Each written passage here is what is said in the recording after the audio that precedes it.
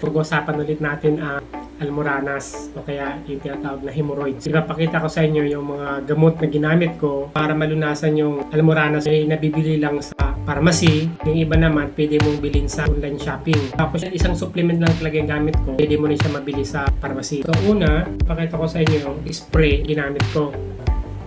Pangalawa naman, ointment. Tapos meron siyang nilalagay na ganito.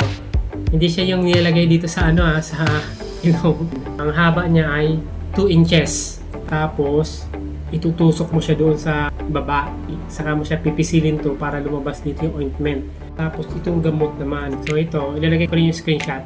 Gumagamit ako nito isang bihis ang araw lang. Isa na supplement na ginagamit ko ay psyllium fiber. Tapos yung oats naman, kapag kumain kayo ng kanin, tinapay, haluan nyo nito.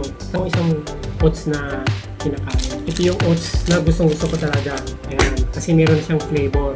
Saka lagyan mo lang siya na warm na tubig. Iwanan mo lang ng mga 5 minuto, lalambot na siya. Tapos sinahaluan ko rin siya ng ganito. Ito naman, walang walang flavor. Plain lang siya. Plain siyang paghaluin. Lahat po ito ay mura lang. Sigurado po, almoranas yung tanggal yan.